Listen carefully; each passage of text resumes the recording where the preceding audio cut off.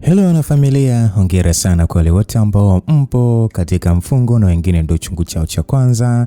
Mungu azidi kutubariki jamani katika maombi yetu. Mungu azidi kukubali funga zetu na Mungu atuzidishie yale yote ambayo tunayaomba katika mwezi huu na hata siku zote za uhai wetu. Amin. Tupo sehemu ya pili msikilizaji. Sio sehemu ya pili jamani. Tupo sehemu ya tatu ya mwendelezo wa simulizi nzuri kabisa hii. Na tunakwenda kufahamu yapi ambayo yataendelea kwa huyu binti. And of course ninachokiona hapa Albert. Basi tunasonga mbele msikilizaji. Mtayarishaji ni Judith Kaunda na kusimulia hii simulizi mimi Lucas Lumbas. Rachel ni kama alishtukiwa na Albert kwa jinsi ambavyo alikuwa na chat. Na Rachel anatuambia kwamba Albert sio mjinga kama nilivyodhani. Anajua kila kitu. Sijui nitawezaje kumtazama baada ya hili. Ni kweli nilimwahidi mambo mengi nikidhani na tumia nafsi ya Sara. Tafanyaje mimi? Inabidi hapa tusionane kwa gharama yote ile. Kama nitakuwa na shida na Charles bora ni mtume Agi. Sitaweza kwenda kabisa. Basi Rachel anaendelea kutuambia kwamba siku nyingine majira ya saa 8 mchana nikiwa dukani, Charles alinipigia. Alinisifia sana baada ya kumaliza ile nguo ya Bongo Move. Alinitumia mpaka picha zake akiwa kwenye red carpet. Nadhani alikuwa kwenye sherehe ya msanii mwenzake. Watu wengi walimsifia sana. Charles alinitaarifu kuwa kazi hiyo imenifanya nipate deal la kubuni nguo nyingine kwa ajili ya mtu maalum. Mimi nilikuwa tayari, lakini nikifikiria kwenda pale usini kwake napata stress. Yule mjinga anaweza kunibananisha kwenye lifti na awamu hii kasema akinikamata hatoniachia. Wakati nawaza namna ya kwenda, ujumbe ukaingia kwenye simu yangu. Nilifurahi sana baada ya kupokea habari njema kutoka kwa Charles. Kumbe mteja mwenyewe ni mtu mzima sana. Hawezi kuja ofisini kwake. Ameomba tukakutanie nyumbani kwake. Sio siri, nilipata amani. Kesho yake asubuhi nilijiandaa vizuri. Kulikuwa na hali ya baridi. Nilivaa track yangu ya pink na t-shirt nyeupe, chini varaba nyeupe. Nilipaki vitu vyangu nitakavyohitaji ikiwemo diary, kalamu na ilikuwa ni kalamu ya kucholea, bila kusahau futi kwa ajili ya vipimo. Mimi sikuwa na haja ya kwenda na gari yangu. Chaza aliniambia yule mama atanitumia kijana wake anifuate. Kijana alikuja kwa wakati, nikapanda gari na safari ikaanza. Baada ya salamu alikaa kimya, hata mimi sikujali na mimi nikaa busy na simu yangu. Gari ilitembea kama kilomita 1. Jamaa akasimamisha gari akanigeukia. Nilikuwa nimekaa siti ya nyuma. Alinisemesha kwa mara ya pili baada ya ile salamu wakati ananichukua. Basi akasema kwamba samahani dada, nimepata dharura kidogo, sitaweza kuendelea na safari. Nikamwambia unasemaje wewe? Yaani unataka kuniacha hapa wakati hata na kuenda sipajui? Nilifoka. Yule dereva akasema ndio maana nimetanguliza samahani.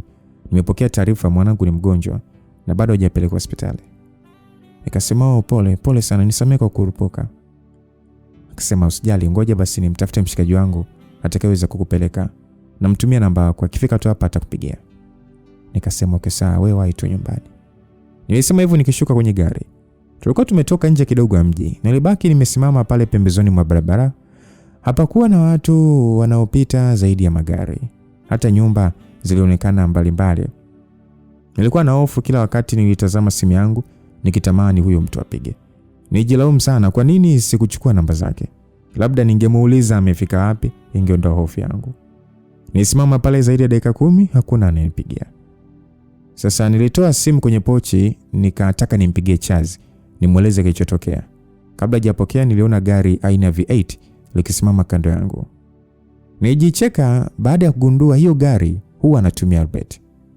Nilisimama mpaka alipopiga honi. Sikuwa na namna, kama ni mtego nimeshanasa. Nilihitaji nguvu ya ziada kujinasua. Yaani shetani ameamua kuja live kunijaribu. Huyu dogo kafuata nini tena hapa? Wakati najiuliza bwana, nikasikia sauti yake. Akasema kwamba wewe mtoto panda twende. Msikilizaji, huyu kijana tena ananiita mimi mtoto. Nisogea mpaka dirishani nikamtazama. Nikajikuta natabasamu baada ya yeye kunikonyeza. Akasema kwamba ingia tuondoke au unataka kupoteza kazi itakao kuingizia pesa nyingi. Albert alisema akinisaidia kufungua mlango tena wa mbele. Sikuwa na namna, nikapanda na safari ikaendelea. Gari la huyu mwamba ni safi na linanukia muda wote. Kwa usafi amenishinda hadi mimi mwanamke. Basi nimuuliza nikiwa nafunga mkanda, nikamuuliza kwamba Albert, kwa nini wewe? Nimetumia namba yako na mshikaji, hata mimi mwenyewe sikujua kama ni wewe. Unajaribu kufanya nini? Hakuna nitakachokifanya zaidi ya kukupeleka na kukurudisha. Kwa hiyo kuwa na amani. Amani yangu inategemeana na utulivu wako. Rachel, hakuna shida. Naelewa hii safari ni kwa ajili ya kazi. Alisema hivyo tadhani ni mtu mwenye akili sana. Alifungulia mziki laini, akawa anaimba akinitazama kwa hisia. Mimi sina la kumfanya, inaonekana ujana unamsumbua. Albert alikuwa ni mwenye furaha sana. Anaona kama ani ameshinda jackpot. Hataamini kitakachomkuta leo.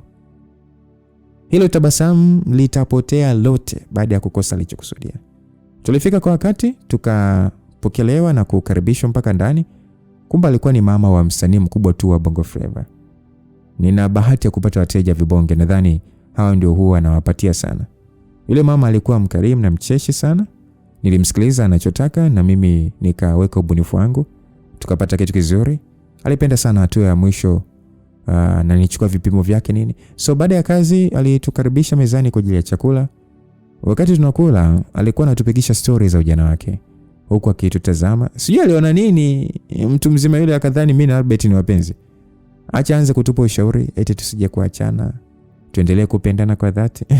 Albert alikuwa anacheka cheka tu, huku mimi naona kama nadharaulika. Huyu bibi atakuwa na matatizo ya macho. Ina maana haoni kama mimi naweza kuwa mkubwa kwa huyu balobalo huyo. Yaani hata hajafikiria labda anaweza kuwa mdogo wangu. Na uzee wote huo kanawaza mapenzi tu. Stories zilinoga mpaka Albert akajisahau na kuanza kunishika mkono kwa kuupapasa. Hapo uvumilivu ulinishinda.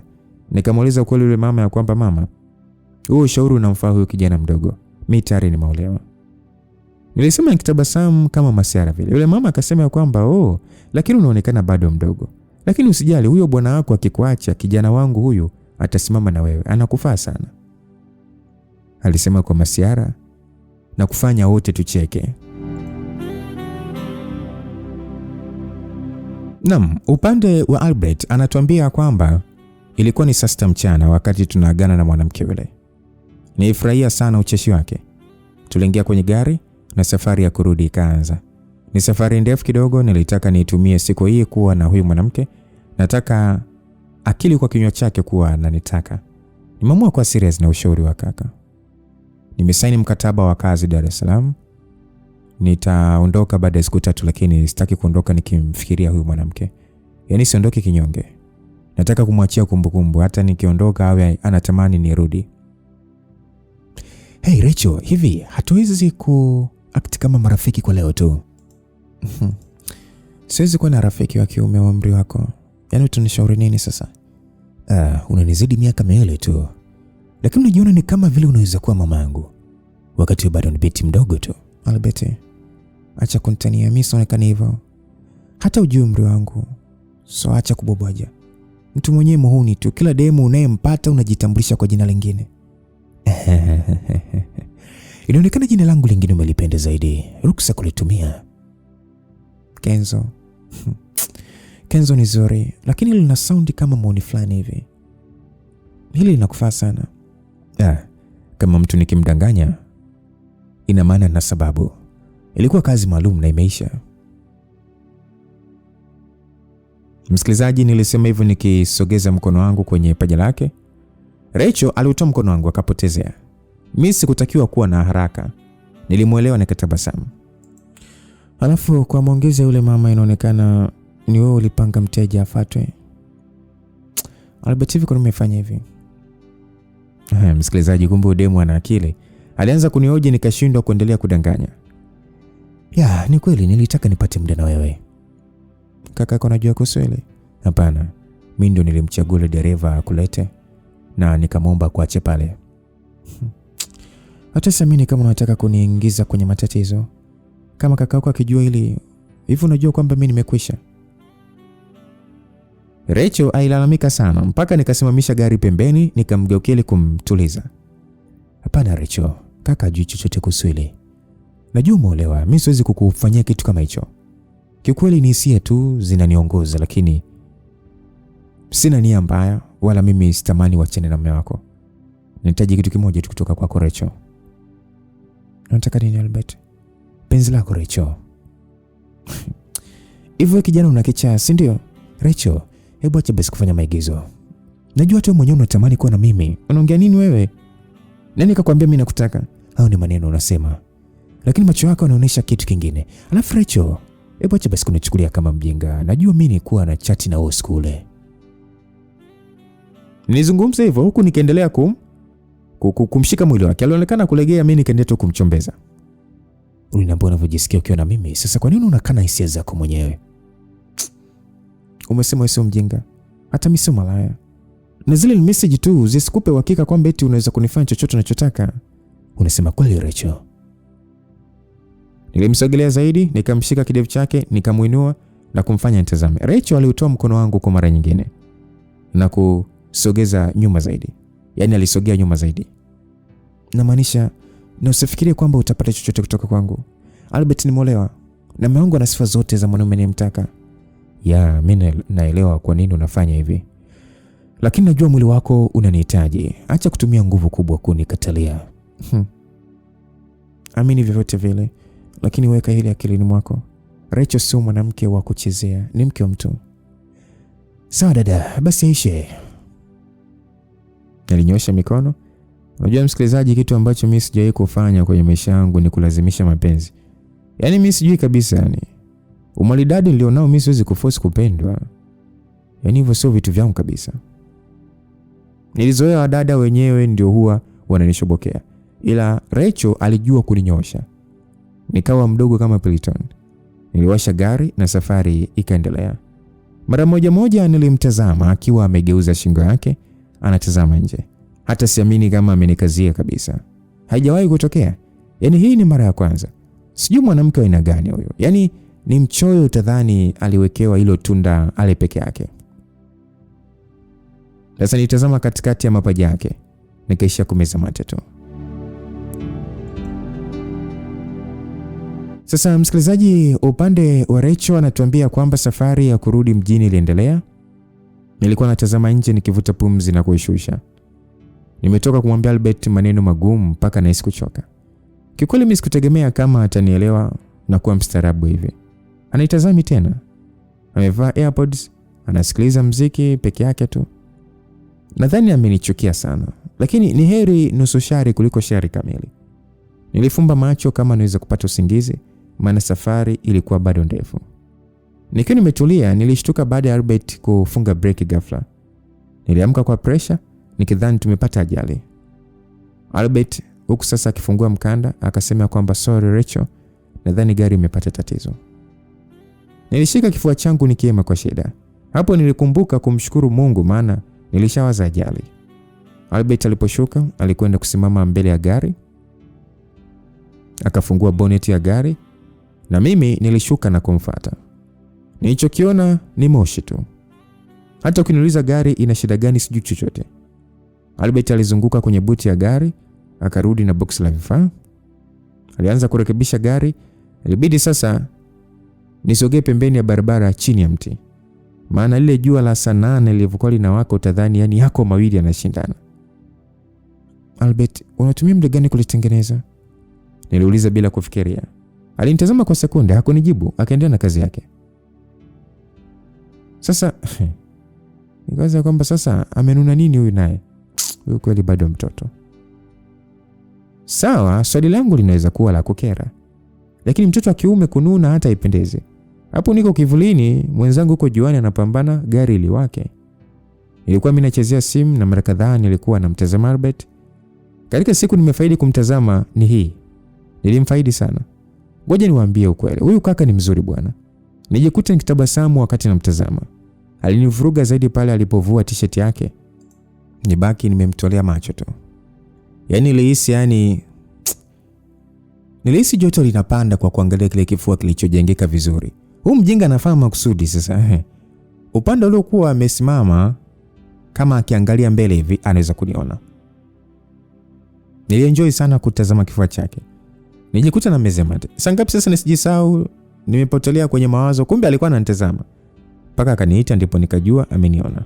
Sasa niliona aibu. Nikaanza kujikolesha pale. Rachel, nakuita njoo testi kama iko sawa. Basi ninyanyuka kwa aibu nikaingia kwenye gari. Nilipowasha likawaka. Nikasema kwamba wao, hongera sana mweza Albert.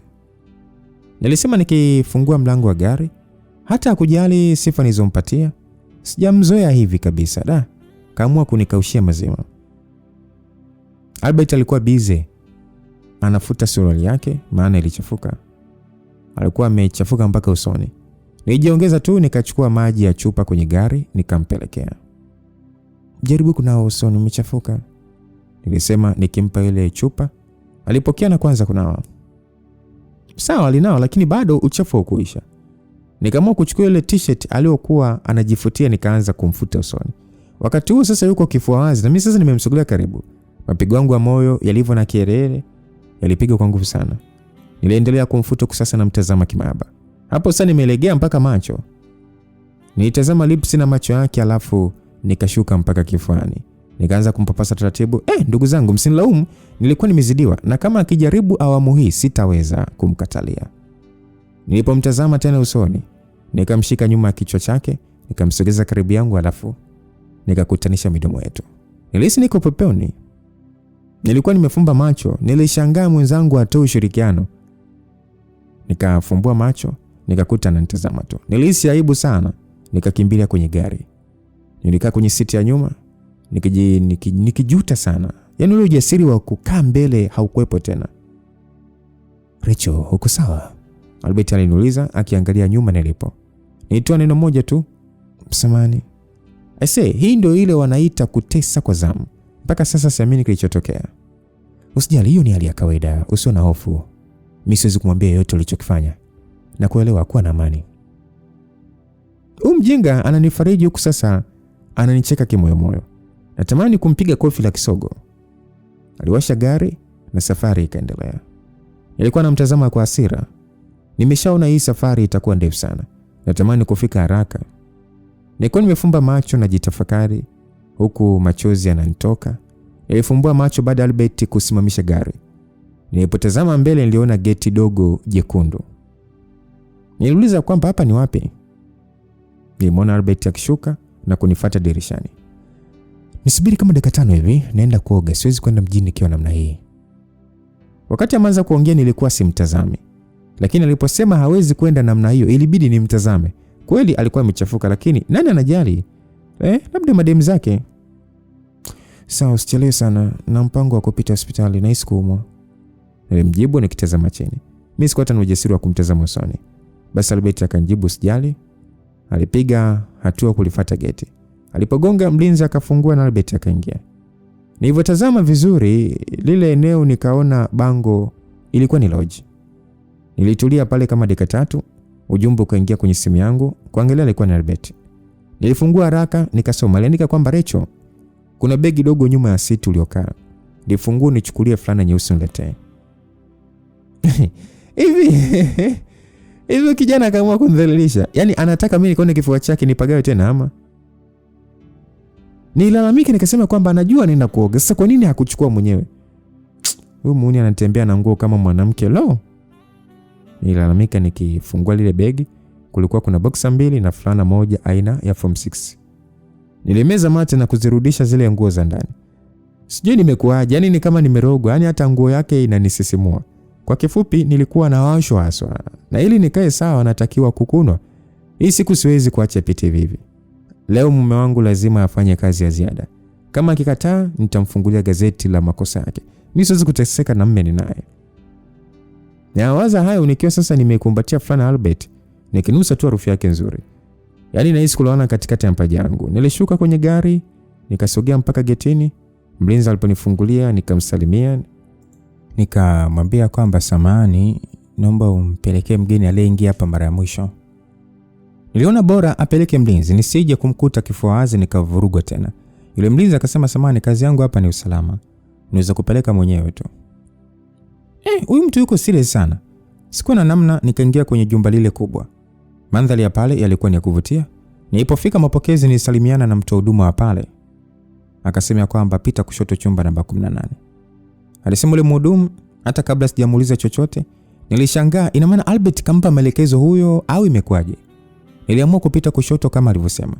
Sikuweza kumwambia nisaidie kwa sababu alikuwa na mteja mwingine.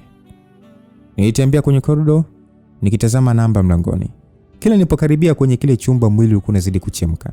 Niliwaza kwamba kama tungekuwa tunaelewana, ningemwomba na mimi nioge angalau mwili upoe, lakini siwezi kufanya hivyo. Huyu mjinga atahisi bado namtaka. Basi nilifika chumba namba 18 nikagonga. Wakati huo napandisha na kushusha pumzi ili nionekane kawaida. Yaani atakapofungua nikute kawaida. Baada ya sekunde kadhaa, Albert alifungua mlango. Nilimtazama nikajikuta nimetoa macho nisiamini nilichokiona. Sikuwa najua kama Albert ni chizi kiasi hiki. Nina hakika Albert alifanya makusudi kufungua mlango akiwa na boxer, tena akiwa amevimba sana mbele, huku ngozi yake ikitilisha maji.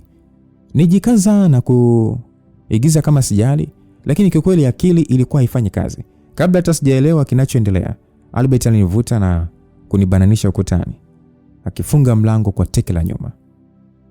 Alikutanisha midomo yetu na mwili wangu ulimpokea kwa kuzungusha mikono yangu shingoni kwake na kumvuta nywele zake taratibu, sasa nikimbusu zaidi. Nilishindwa kujizuia kutoa miguno alipokuwa akinipapasa. Alinong'oneza akasema kwamba unaona mwili wako unavyonihitaji.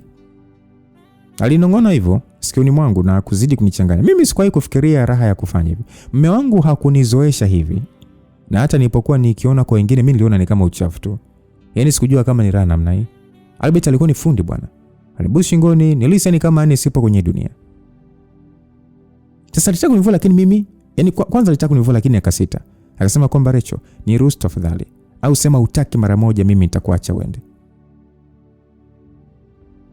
Sema Rachel, kwa sababu mimi sitaacha. Siwezi kuvumilia zaidi. Kabla hajamalizia kauli yake, nilimvuta na kumpiga busu, na alinipokea na kunikumbatia kwa nguvu. Kulikuwa hakuna kurudi nyuma. Wakati huu kila mtu alikuwa akiusikiliza mwili wake na kufanya unavyotaka. Tulikuwa kama wanyama wawili wenye njaa kali. Yaani tulijikuta ni watupu tu kitandani. Na hapo ni baada ya kubanjwana akili zangu zikarudi.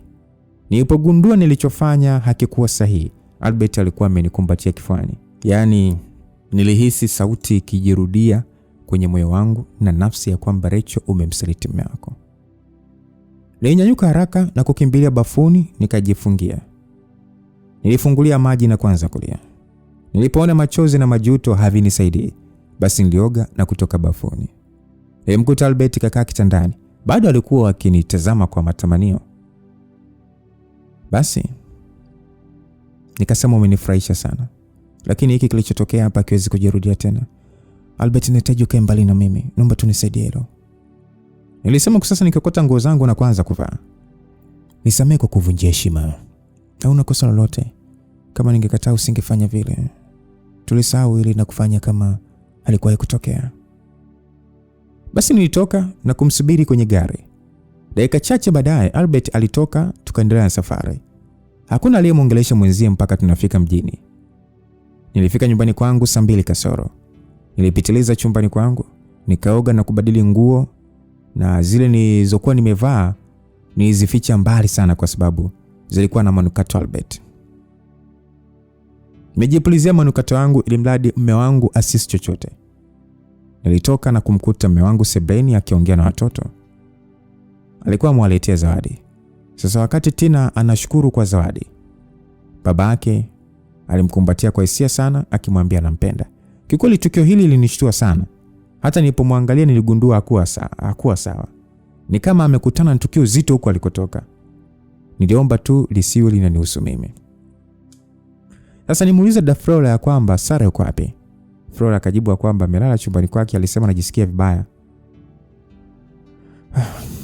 Mume wangu, karibu chakula. Nilisema nikivuta kiti nikae mezani.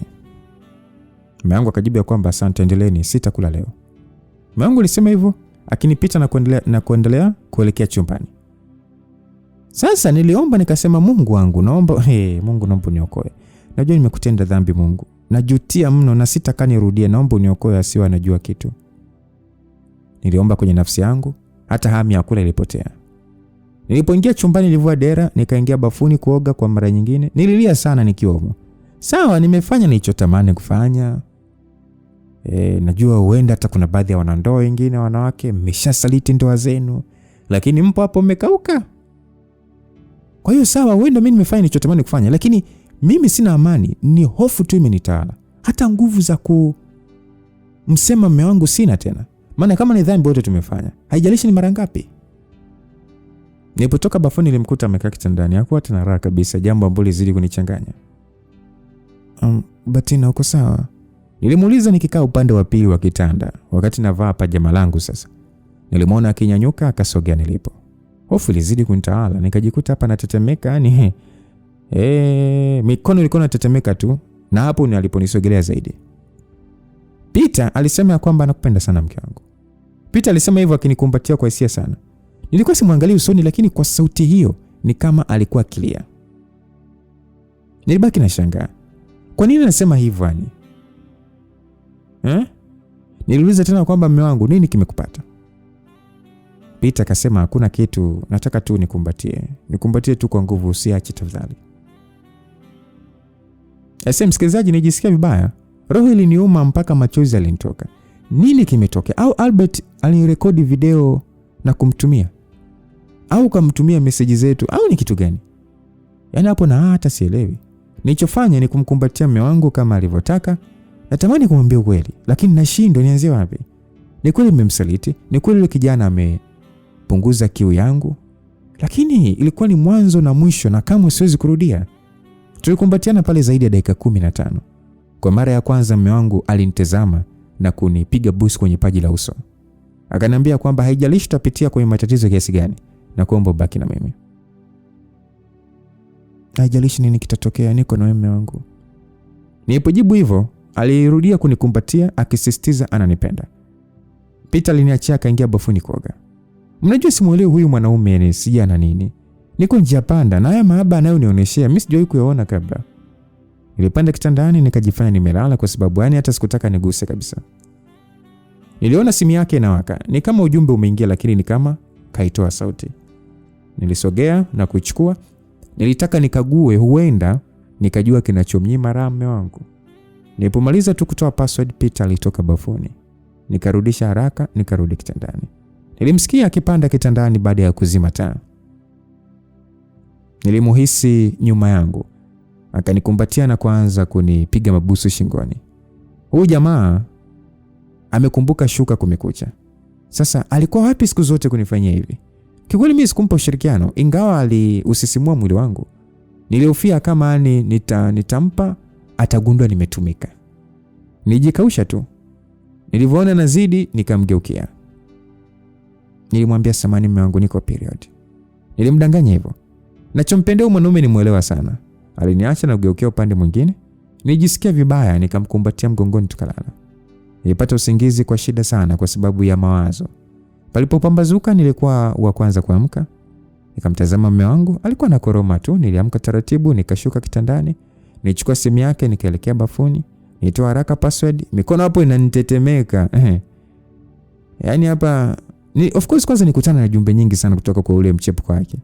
Niliogopa sana alipomwambia mtumia video. Sasa ili kuhakikisha alichosema, haraka nikaingia WhatsApp. Kweli kulikuwa kuna video. Nikaifungua.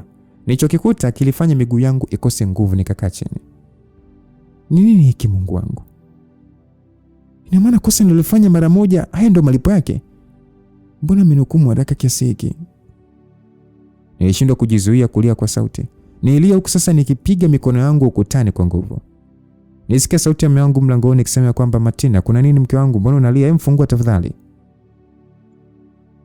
Peter alienda kuzungumza akasema, fungua mke wangu tafadhali sana. Fungua tuongee mke wangu, usinifanyie hivyo. Msikilizaji, messages zilikuwa zinasema yule mwanamke ana ujauzito. Kilichonivuruga zaidi nilipoona picha yake.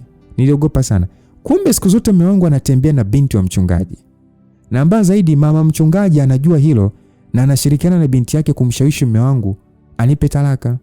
Alafu binti yake, yani mimi nikishapewa talaka binti yake ndo afanyeje? Aolewe. Tena mama mchungaji yuko tayari kutoa pesa ili wakitoka kufunga ndoa wakaishi nje ya nchi na mimi niachwe hapa. Siamini kama mama yangu wa kiroho ameweza kufanya ushetani wa kiasi hiki. Sasa mimi sikutoka. Wakati huo niliendelea kulia mpaka nikaishiwa nguvu. Nilitoka nimechoka kila mahali. Nilipofungua nilikutana na mume wangu mlangoni, akanishika, nikotoa mkono wake na kumpatia simu yake. Mume wangu alisema, mke wangu naomba unisikilize. Najua umeona kila kitu. niko kwenye vita kali sana, lakini nakuomba unisamehe. Nilimwambia Peter kwamba nikusamehe kwa lipi? Kwa kuchepuka na kumpa ujauzito au kwa kutaka kunitelekeza na watoto ili ukaishi na huyo binti? Niambie nikusamehe kwa lipi Peter? Nilifoka, machozi hapo akinitoka mashavuni. Asikwambie mtaani mwizi akiibiwa inauma sana. Peter alisogea akinibembeleza, mimi nilikuwa nalia tu huku natafuta nguo kabatini. Nilipomtazama mume wangu alikuwa amepiga magoti akiniomba msamaha. Akasema usiondoke mke wangu. Na kuomba baki na mimi, bila wewe mimi siwezi, tafadhali naomba unisamehe. Nilimtazama mume wangu nikatamani kucheka, lakini sikuwa na hiyo nguvu. Yaani anafikiria naweza kuondoka. Niondoke niende wapi? Hivyo anakichaa. Mimi nilikuwa natafuta tu nguo itakao nifaa kwa vita. Niliacha nilichokuwa nafanya, nikimtizama, alafu nikamwambia kwamba niambie unanipenda. Wewe niambie tu. Niambie unanipenda, niambie utaniacha. Nataka kujua kama utabaki na mimi, niambie tafadhali. Peter akasema kwamba mke wangu kipenzi, nakupenda wewe peke yako. Alikuwa shetani tu kanitumia. Mimi niko na wewe, siwezi kukuacha mke wangu. Niamini, mimi nitafanya kila naloweza tubaki pamoja. Basi nilimtazama mume wangu tena kwa mapenzi mazito, nikamkumbatia. Nijikuta nimepata nguvu, nikamwambia kwamba tuko pamoja kwenye vita. Nisubiri nakuja. Nilisema hivyo nikinyanyuka, nilichukua suruali na t-shirt nikavaa, na juu nikatupia koti jeusi. Peter akasema mke wangu, unataka kufanya nini? Niambie basi unataka kwenda wapi? Wakati anauliza mwenzie, mimi nimeshapiga hatua na karibia kwenye gari. Peter kuweza kuniacha niondoke peke yangu. Tuliingia wote kwenye gari. Nilikuwa naendesha kwa speed, sijawahi kuhatarisha maisha yangu kama siku hiyo. Peter alikuwa na kazi kubwa sana kunituliza. Alikuwa ni kama alikuwa macho yangu tu akiniongoza. Peter akasema, Rachel, kuwa makini, tuna watoto wanaotegemea, punguza mwendo. Alipoongelea watoto, nilimkata jicho la mwanaume. Akanyamaza. Tulipofika nje ya nyumba ya mchungaji, nikasimamisha gari. Peter alizidi kuchanganyikiwa. Peter akasema, mke wangu, unataka kufanya nini? Tafadhali usiende, basi naomba usikilize mume wako. Nilimwambia Peter kwamba Peter, nimeshakusikiliza. Huu ni muda wa vitendo. Twende ukawaambie ulichoniambia mimi. Kama kweli hutaki kutelekeza familia yako, twende. Wewe si ni mwanaume? Na kipindi unamtongoza binti yao ulikuwa hujalewa kabisa. Yaani ulikuwa upo mzima kabisa wakili. Na ulilala naye zaidi ya mara moja. Basi twende. Baada ya hapo nitaamua nikusamee au tupeane talaka. Msikilizaji, sijui hata ujasiri huo niliutoa wapi. Nilimwambia kwa kujiamini sana. Moyoni nina amani kwa sababu ameshasema ananipenda na hayuko tayari kuniacha. Peter alisema, hapana mke wangu, usifanye hivyo tafadhali. Naomba nipatie muda, mimi nitamalizana nao. Peter anibembeleza nisiende. Alianza kunipa mashaka tena. Yaani huyu anaweza kwenda kunigeuka huyu. Lakini yalikuwa ni kama maji, nimeshavulia nguo. Sina budi kuyaoga. Nilishuka na kubonyeza kengele. Baada ya dakika moja mlinzi alifungua geti, nikaingia. Hakuniuliza chochote, si ananifahamu. Lakini alishangaa tu namna nilivyokuwa na hasira. Nilisukuma mlango na kwa bahati nzuri ulikuwa haujafungwa ndani. Nikaingia. Mume wangu alikuwa akinifuata nyuma. Alipambana sana kunituliza. Mimi hata sikumjali. Yaani ni kama kelele za chura tu wakati tembo anakunywa maji. Dada wa kazi alikuwa sebeni, nikampita. Nilimuuliza kwamba chumba cha mama mchungaji kiko wapi. Hapo nauliza huku sasa naelekea vyumbani. Yule dada akasema kwamba Darecho, kuna tatizo gani? Bado amelala. Nikasema wapi hapa ama? Nilisema nikigonga kwa fujo chumba kimoja baada ya kingine. Basi akasema kwamba taratibu baba yupo. Alisema akisisitiza nitulia. Nilikuwa nimevurugwa, nikasema kwamba safi sana, yani ndo namtaka. Yuko wapi? Nakuuliza chumba nacholala ni kipi bwana? I say amkeni, mnalala gani nyewe mnalala mpaka sasa hivi? Niliongea hivyo. Mume wangu alikuja kunishika nitoke. Bahati nzuri baba mchungaji alifungua mlango. Akauliza kwamba hizi kelele za nini asubuhi yote hii? Kijana wake naye alitoka kwenye chumba kingine, akauliza kwamba kuna nini tena? Nilipayuka, nikasema kwamba kuna kikao cha dharura, njooni huko. Nilipayuka hivyo wakati mume wangu sasa ananitoa koridoni. Tukafika sebuleni. Nilishika kiuno nikimtazama mama mchungaji kwa hasira. Alipofika sebuleni alionekana ni mwenye hofu. Alijikaza tu kwa sababu anajua kinachoendelea. Baba mchungaji naye alikuja kwa nyuma yake akinishangaa. Baba mchungaji akasema, Rachel, una shida gani binti yangu? Mbona unapiga kelele? Nilimwambia baba mchungaji ya kwamba, baba mchungaji, nadhani unanifahamu. na kuheshimu sana. Sidhani kama umewahi kuniona nikiwa kwenye hali hii. Baba mchungaji akasema, hilo ni kweli na hata umenishangaza leo. Nilimwambia kwamba kuna mengi sana ya kukushangaza wewe baba mchungaji. Hivi unajua kwamba binti yako ni mjamzito? Baba mchungaji alishangaa akasema, binti yangu? Alisimama kwa ghadhabu sana akimtazama binti yake Bea. Mume wangu aliniomba akasema kwamba, Martina tafadhali. Sasa msikilizaji, kwa mara ya kwanza nikasikia sauti ya mama mchungaji ikiongea, akasema kwamba, mume wangu tafadhali usimsikize huyu mwanamke amechanganyikiwa. Hiyo ndio kauli anaojitetea nayo. Basi mimi bila woga nikasema kwamba mkeo anajua hilo na kikweli anapambana sana binti yake aolewe kabla mimba haijakuwa. Nilisema hivyo bila woga. Yaani kama noma na iwe noma. Mchungaji alimgeukia mke wake akauliza kwamba, Mabea, huyu binti anazungumza nini? Basi muda huo Peter yeye alikuwa anatikisa kichwa chake tu. Mchungaji alifoka akauliza kwamba, Bea, wewe ni mjamzito? Bea alipiga magoti akimlilia baba yake akasema kwamba, baba naomba unisamehe. Sasa mzee akauliza kwa hasira kwamba, ujauzito ni wako? Aliuliza hapo kwa hasira akimsogelea mume wangu. Kabla Peter hajampa jibu, alishtukia akipigwa kofi zito sana la uso. Peter akayumba. Binti aliposogea na yeye akapigwa kofi akadondoka chini. Sijawahi kumshuhudia mchungaji akiwa na hasira namna hii. Alimrudia mume wangu, akamkandamiza kwenye sofa, akamkaba shingo. Sikuweza kuvumilia, nikaingilia kati. Nikasema kwamba mwache mume wangu, amefanya makosa kama binadamu wengine. Na wewe siku zote umetufundisha anayetoa hukumu ni Mungu peke yake. Baada ya kuongea hivyo, baba mchungaji inaonekana alikuwa na hasira sana. Huku akimtazama mke wake akasema ya kwamba, mmejua kunaibisha nyewe wanawake. Sasa mimi nizidi kuchochea, nikasema ya kwamba alijua kila kitu na alipanga mume wangu anipe talaka ili binti yake aolewe. Hata siamini mamangu akiroa anawezaje kunifanyia hivi. Basi baba mchungaji akasema kwamba, Peter, kwa nini umenifanyia hivi? Wewe ni kijana aliyekuamini sana. Kwa nini umeharibu maisha ya binti yangu? Peter akajibu, naomba unisamehe baba. Nimekosea wewe pamoja na Mungu wetu. Sasa baba mchungaji aliongea kwa siri akasema kwamba, wewe mwanamke, umenivua nguo ise. Umenidhalilisha sana. Anaongea huku sasa akimsogelea mkewe. Kikweli nitamani na yeye apigwe hata kofi. Wakati wanazungumza, hali ya baba mchungaji ibadilika. Alikosa utulivu, akijaribu kupumua. Mama mchungaji akasema, mume wangu, jitahidi kupumua na kuletea dawa. Mama mchungaji alisema hivyo kisha akakimbilia chumbani kwake. Basi Bea naye aliita akisema kwamba, baba, huku sasa akimfuata mchungaji. Mimi na mume wangu tunashangaa tena hata hatujui nini kimempata. Sijui alikuwa na pressure, hata hivyo haituhusu. Sasa kijana wa kwanza wa mchungaji alisema kwamba, mwache babangu. Alimnyang'anya kopo la dawa mama yake, akalifungua na kumpa kidonge babake. Baada ya sekunde kadhaa baba mchungaji alitulia.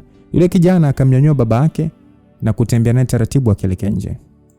Sasa yule kijana akasema kwamba, endeleeni na vikao vyenu vya kipumbavu, nampeleka babangu akapate hewa safi. Naona mnataka kumuua.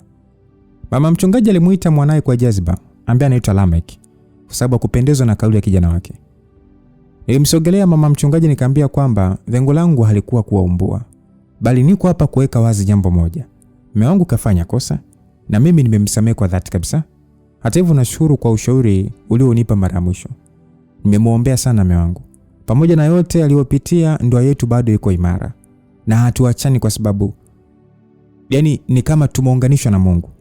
Na viapo vyetu ni mpaka kifo kitakapotenganisha. Najua hili unanielewa vizuri sana kuliko mtu yote. Basi mama mchungaji akasema kwamba umepata ulichokitaka, ondoka nyumbani kwangu. Nikasema siondoki kwa sababu umetaka, haijaisha mpaka ishe. Basi Peter alinishika mkono akasema kwamba, mke wangu tuondoke. Niligeuka nikamtazama Bea akimwangalia vibaya mume wangu. Nikasogea alipo nikamwambia kwamba, Beatrice, naomba unisikilize kwa makini Bea. Unanifahamu vizuri sana Beatrice, na ulijua Peter ni mume wangu.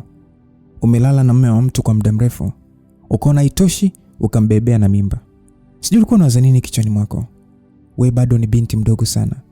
Inawezekana mama yako alisahau kukufundisha jambo hili. Mimi sitakuficha, nitakwambia ukweli. Bea, wanandoa wanaunganishwa na vitu vingi sana.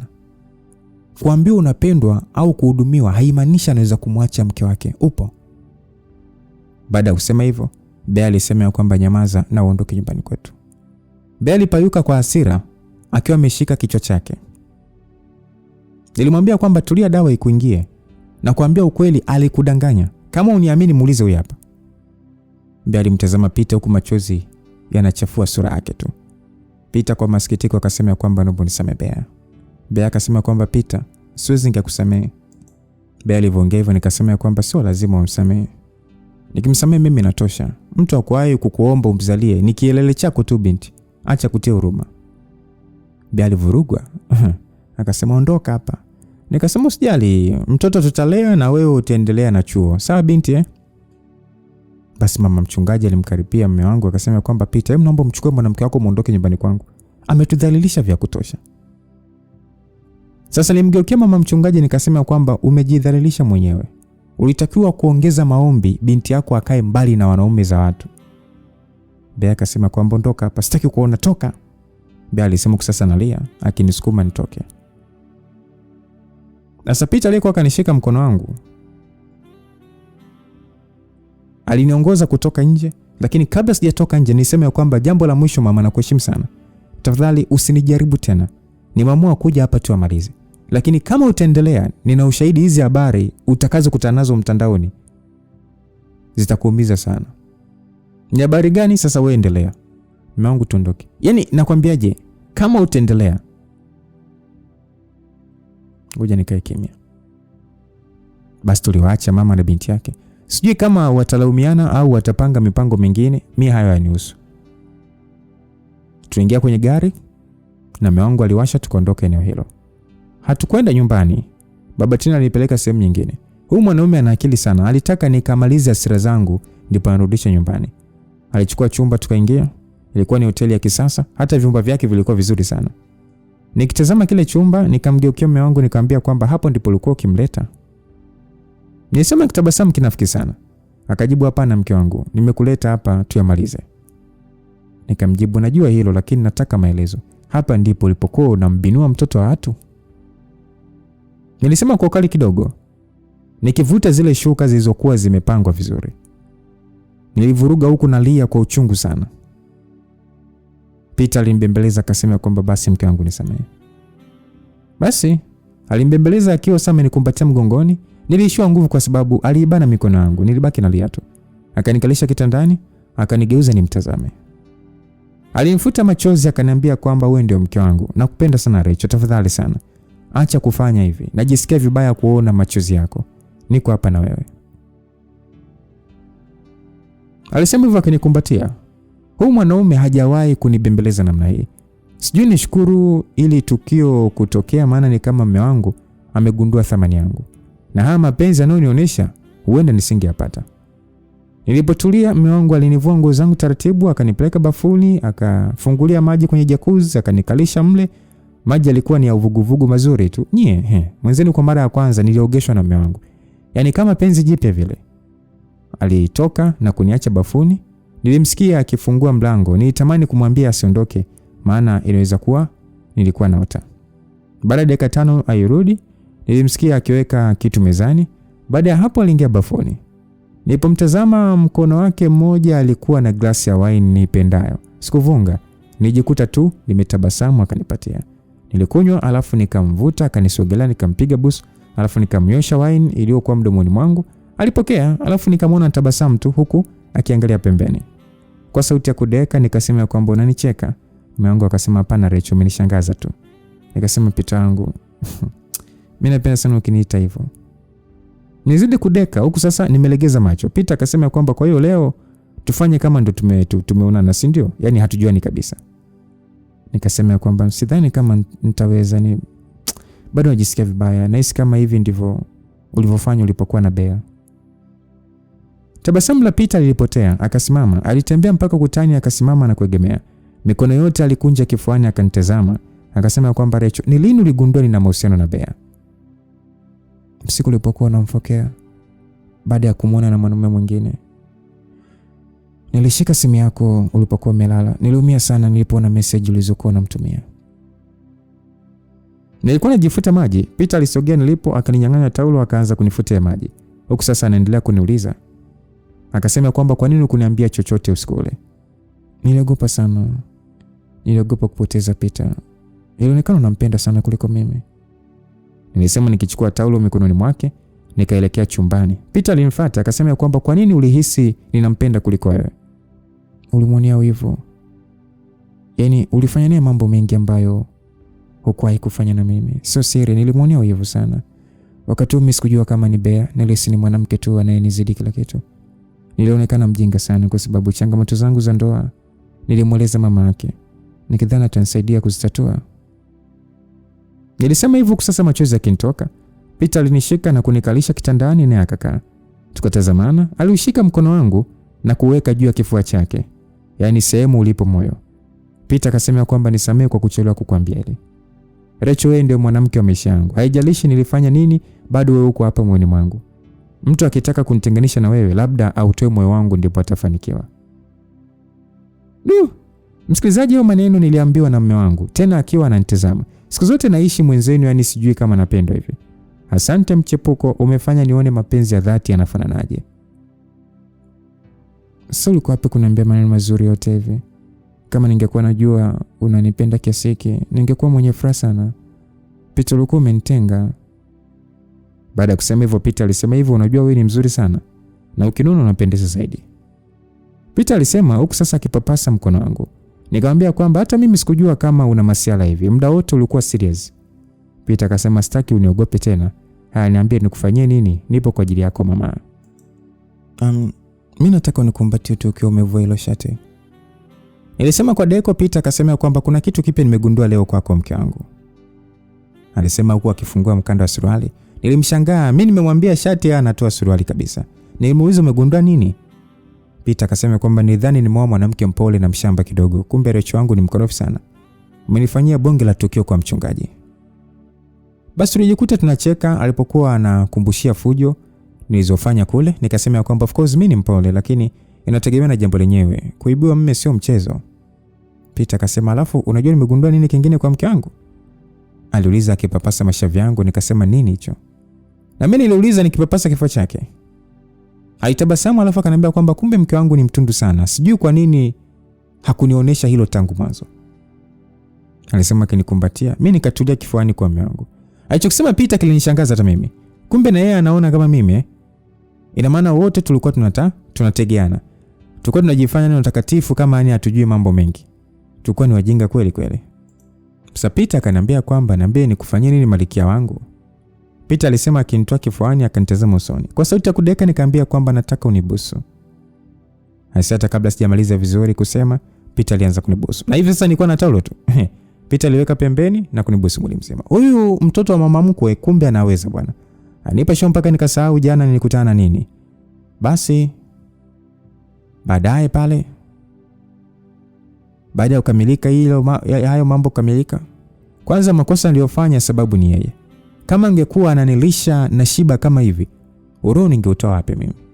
Yaani kama kuna mwanaume anamridhisha mke wake, alafu huyo mwanamke bado anamsaliti kwa mwanaume mwingine, basi huyo ni malaya. Na hiyo ni tabia yake. Yaani mimi msiniweke kwenye hilo kundi jamani. Mimi nilizidiwa tu na haitajirudia. So tulienda kuoga pamoja na tuliporudi alinipa shati lake nivae, alafu yeye akavaa bukta tu na kubakia kifua wazi. Tulikunywa supu aliyokuwa ameleta muda ule. Baada ya kumaliza nilijilaza kifuani kwake tukiangalia movie. Ilikuwa ni movie ya mapenzi. Nilianza kumpapasa na mume wangu. Sasa Peter alinitazama akaniambia kwamba ukiendelea na ujinga wako mimi sitaweza kujizuia. Alisema na kunifanya tabasamu. Mimi sikuacha kumpapasa mpaka nikahisi kitu gumu kikinigusa. Ninyanyuka haraka nikimkwepa. Peter alinuka na kuanza kunikimbiza na aliponidaka tu ainaonyesha kwa vitendo namna gani alinitaka, na wakati ule sasa mimi nilikuwa na furaha ajabu sana. Furaha ambayo sijawahi kuwa nayo maisha yangu yote. Baada ya show tulilala hoi.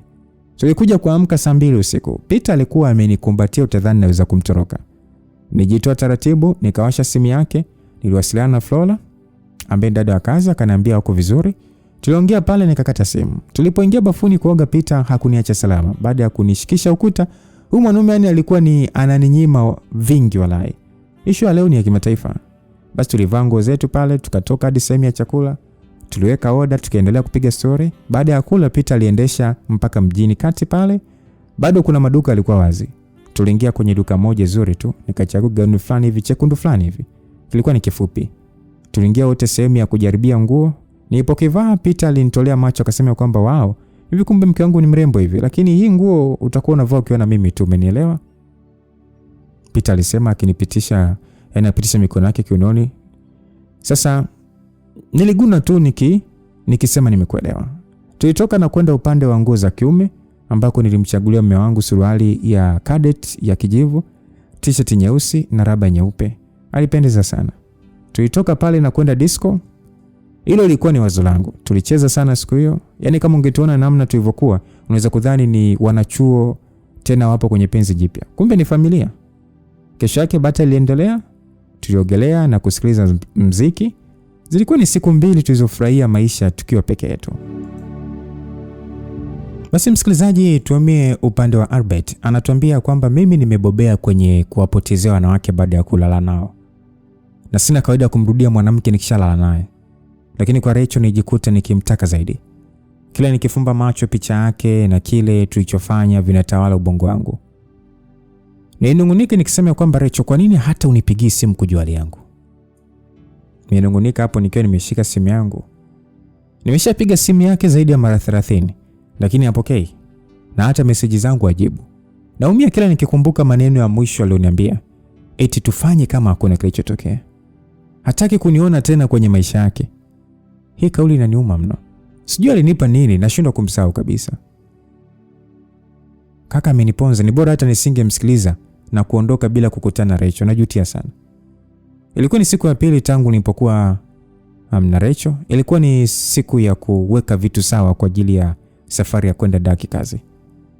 Nilinunua maua na kadi nzuri tu na kumwandikia ujumbe Rachel. Sio mbaya nikimwachia maua maana sitaweza kumpata tena. Nilikwenda dukani kwa kaka Chaz. Nilikaa muda mrefu nikidhani nitamwona Rachel, lakini hakutokea. Jua lilipokaribia kuzama, nilifanya maamuzi magumu. Niliwasha gari mpaka dukani kwake. Kabla hata sijashuka, niligongewa kioo. Nilishusha kioo nikimshangaa Sara aliyekuwa kwenye tabasamu pana. Sikuwa na namna, nikafungua mlango akaingia. Sara alisema kwamba nilikaribia kukata tamaa mwenzio, yaani sikujua kama utanitafuta tena. Msikilizaji, maskini binti watu. Unajua nilimtazama kwa huruma nikishindwa nianzie wapi kumdanganya. Aliyaona maua akachukua, alijua nimeleta kwa ajili yake. Alifurahi sana. Niliwaza kama nitamnyang'anya itabidi nijielezeni ya nani. Sikutaka kelele, nikamwachia. Sara alizidi kunikumbatia akiasifia ile maua. Basi nikasema kwamba usifanye hivyo Sara. Dada yako anaweza kutuona. Sara akajibu, usiogope dadangu hayupo, amesafiri na mume wake tangu juzi. Msikilizaji, sijui nimepata na nini, nilihisi wivu wa ajabu sana. Yaani ni bora angesubiri nimwache mimi, lakini sio hiki alichokifanya cha yeye kuniumiza sana. Maswali mfululizo wa Sara yalifanya kichwa kiniume. Akisema kwamba Enzo, sasa kwa nini simu yangu ulikuwa upokei? Na message zangu hakuna hata uliojibu. Kwa nini Enzo? Yaani kwa nini ulisema yani uwezi kuwa na mimi? Kwani kuna nini? Nilimjibu ya kwamba nilikuwa naumwa na simu alikuwa nao kakaangu. Sara akajibu, pole sana, sikujua hilo. Vipi unaendeleaje? Nikamjibu afadhali kidogo, lakini ugonjwa leo ni hatari sana, ndio maana natakiwa kukaa mbali na watu. Na hivyo unavyoniona nimekuja kuaga. Sara akasema, unatakiwa kwenda wapi? Nikamjibu, kwenye matibabu India. Sidhani kama nitatoka salama, ndio maana nilikwambia tuachane. Jamani kinzangu, usiwe na wasiwasi, mimi nitakusubiri. Usinisubiri Sara, mimi na wewe hatuwezi kuwa pamoja tena. Sasa kwa nini? Kwani unaumwa nini? Sara, wewe ni binti mzuri sana. Na mimi utapata mwanaume atakayekupenda kwa dhati. Au urudiane tu na yule bwana wako. Nani huyo? Unataka kusema kwamba haukuwa kwenye mahusiano kabla yangu? Mimi sijawahi kuambia kitu kama hicho. Wewe umejuaje? Au unanifuatilia Kenzo? Sara, mimi sina muda wa kupoteza na wewe hapa. Shuka kwenye gari, nataka niende. Sara alishuka kwenye gari kwa hasira akielekea dukani kwa Rachel. Kwa bahati mbaya aliondoka na yale maua. Sasa nilipokumbuka ile kadi niliyoweka kwenye maua, nilishuka kwenye gari kama mshale nikikimbilia dukani. Kama Sara akisoma nitasababisha matatizo makubwa. Sio kwa Rachel, hata kwangu. Lazima mume wa Rachel atamuonyesha kaka yangu. Ikishafika kwenye familia yetu nitawekwa kikao na ukoo mzima. Mama yangu na mama yake Peter ni marafiki wa muda mrefu. Miaka yote tumekuwa kama ndugu. Nitawaeleza nini wale wazee wanielewe? So nilipoingia dukani nilisalimiana na Agi ambaye ni msaidizi wa Rachel. Agi aliniuliza kwamba Albert unafanya nini hapa? Mimi sikumjali kabisa Agi. Nilimwangaza Sara, sikumuona pale. Nikamuuliza Sara yuko wapi? Agi akasema ameingia store na kujifungia, nimemsikia analia, kwani kimetokea nini? Hapana, sijafanya chochote. Nilisema nikimgongea Sara afungue mlango. Sara akasema ya kwamba ondoka, si umesema unitaki? Sara alipayuka huko sasa anaendelea kulia. Nilimwona Agi alivyoshangaa akinitazama. Agi akasema kwamba kumbe yeye ndio Kenzo. Mimi sikujua kabisa ni kama ni Albert. Nikasema sio mimi, umenifananisha huyo. Nijitetea utadhani mjinga ni. Agi alishia kunicheka tu. Sara kwa hasira akasema ya kwamba nini, ina maana ulinidanganya hadi jina lako? Nikasema Sara, fungua kwanza tuongee. Nilimsisitiza nikiamini atafungua. Agi akasema kwa ngoja mimi niwapishe wapenda nao muongee. Sara, mkimaliza hakikisha unafunga geti vizuri. Agi alisema akibeba mkoba wake na kuondoka. Sara alisema kwamba umekuja kuniaga na kuniambia unitaki tena. Sasa maua umeleta nini? Sara alikuwa na hasira. Nilimsikia akiyapiga chini yale maua. Nikasema tafadhali na kuomba ufungue mlango tuongee vizuri. Hiyo kadi Hasani karibia kuropoka, nikajiziba mdomo. Nilimbembeza akasema Sara, nakuomba sana ufungue, nitakwambia kila kitu, hadi ugonjwa unaonisumbua. Sara akasema kwamba ulikuwa umesema kadi imefanyaje? Aliuliza nikahisi kutetemeka. Nikasema kwamba Sara, tafadhali usifunue hiyo kadi na kuomba sana. Na hisi niliharibu baada ya kumwambia hivyo. Sara hakuongea kitu. Alikaa kimya. Hata nilipomsemesha alikaa kimya. Nikasema Sara, unanisikia? Tafadhali fungua mlango. Niendelea kumbembeleza. Hatimaye alifungua. Nilitoa macho baada ya kumuona ameshika kadi na sehemu niliyoandika inaonekana. Ina maana amesoma. Nilishiwa pozi. Nilifunika mdomo wangu kwa ganja. Sara akasema kwamba nimeshaujua ugonjwa unaokusumbua. Unalipi la kuniambia? Sara aliongea hivyo sasa akipiga ile kadi kwenye mikono yake. Nilikosa la kusema. Nilibaki na babaika tu. Sara akasema kwamba kumbe Albert ndio jina lako na huu ujumbe ni kwa ajili ya dada yangu. Sawa, nitamfikishia. Alisema akiweka ile kadi kwenye mfuko wa suruali aliyovaa. Nikasema hapana Sara, usifanye hivyo nakuomba sana. Sara akasema Kenzo, yaani kumbe ulikuwa na uhusiano na dada yangu? Sio hivyo Sara, naomba unisikilize. Nisikilize nini ambacho mimi sikujui Kenzo? Labda kweli natakiwa kujua wewe ni nani hasa. Haya niambie. Sara alisema akikaa kwenye kiti, nami nilivuta kiti na kukaa kando yake. Ni kweli naitwa Albert na dada yako aliniunganisha na wewe ili nikushawishi urudi nyumbani. Dada yangu mbona siamini alifanya hivyo? Nisikilize Sara. Dada yako anakupenda sana. Alifanya vile ili uepukane na mazingira magumu uliokuwa unaishi. Vipi kuhusu kadi? Ina maana mlikuwa mna mahusiano na bado akaruhusu ulale na mimi? Hapana Sara. Sijui kuwa na mahusiano na dada yako. Yaani hujui kuwa na mahusiano lakini umeandika namna unavyoshindwa kusahau penzi lake? Sara, hapana. Ilitokea bahati mbaya tukalala pamoja. Bahati mbaya? Hivi unanielewa? Hivi kwa nini unalazimisha mimi nikuelewe? Cha msingi hapa ni kwamba umelala naye. Najua una hasira na mimi Sara. Naomba unisamehe kwa kudanganya wakati wote huo. Niko chini ya miguu yako. Naomba usimwambie chochote Rachel. Kumbe unampenda kiasi hicho? Hapana Sara. Yule ni mke wa mtu. Kama taarifa hizi zikimfikia atachanganyikiwa. Dada yako anampenda sana mume wake. Nakuomba sana unyamaze. Hilo ndio ni la muhimu. Na sio hisia na mwili wangu ulivyovichezea. Wewe kweli ni shetani. Yaani unawaza sana jinsi gani ambavyo sijui utamlinda dada lakini sio mimi. Sasa nitahakikisha shemeji anaiona hii. Please Sara, usifanye hivyo. Niambie nifanye nini ili unyamaze. Na unipe hiyo kadi. Nilimwona Sara akitabasamu baada ya kauli yangu. Alizunguka kitafakari na alipopata jibu akakaa, tukabaki tunatazamana. Kama ukinipatia ile gari hapo nje, nitanyamaza kamwe. Je, unaweza kunipa? Aliuliza kitabasamu. Nitamani kucheka, yani haka kajinga sana. Kanadhani gari ni kama pedi. Yaani kanafikiria ni kama pedi kanazobadilisha kila mwezi. Sara, mimi bado ni mwanafunzi na hilo gari unaloliona ni la kakangu. Sina mali yoyote ile, bado naishi kwetu. Kenzo, mimi siwezi kuamini. Yaani wewe una master uongo sana. Sawa, sikia nitakuwekea 300,000 kwenye simu yako sasa hivi. 300,000? Hapa anafanya 5.5. Sara, nina 300,000 tu. Nitawezaje kutuma yote? Tuma 3.5. Utasongesha bwana. Fanya haraka. Au unataka dada atukute hapa? Basi msikilizaji, kutoka kuomba V8 mpaka 300,000. Huyu kweli fala. Nilichogundua Sara anapenda sana hela. Kama angekuwa ananipenda kwa dhati, angetaka turudiane. Lakini yeye alichagua pesa na sio mimi. Nilimtumia 3.5 kama alivyotaka, nikamwona kitabasamu. Akasema, "Haya, bye kijana mzuri, uwe na safari njema na usirudi tena hapa." Alisema akinipa ile kadi, nilishusha pumzi na kuondoka. Sawa, nitaondokaje mjuu, lakini bado nina hasira na Rachel. Siku tutakayoonana nitahakikisha ananipenda tena. Siku hiyo sitamruhusu aondoke mpaka nimalize haja zangu. Baada ya hapo nitaondoka na mimi nitamwacha kabisa, ili mradi tu na yeye apitie maumivu ambayo nayapitia mimi.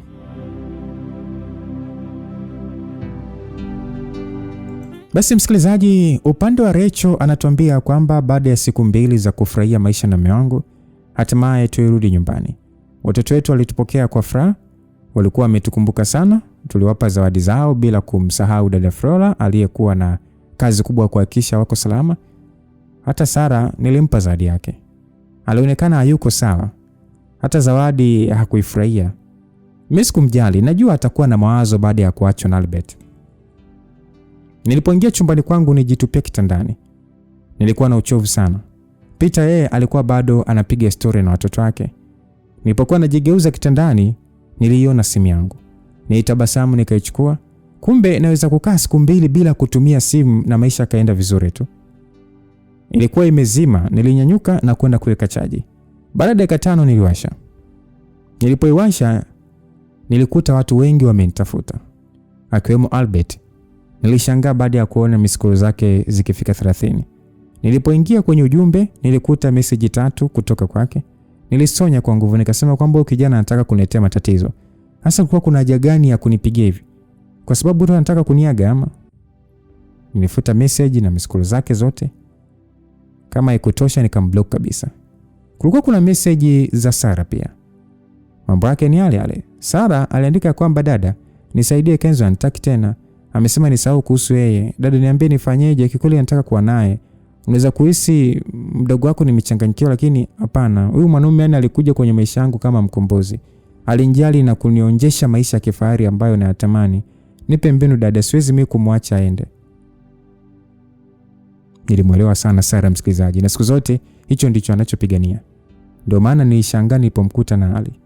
Niliona ujumbe mwingine kutoka kwake akaandika kwamba, "Najisi kama ninamkosa dadangu. Huwezi kuamini, leo nimekutana na Ali mjini. Amepata kazi ya udereva. Dada, Ali yani ametakata, sio tena yule kapuku." Nijaribu kumsemesha wala hata kunijibu kabisa dada. Dada yani maumia sana Ali kunipita kama nijui.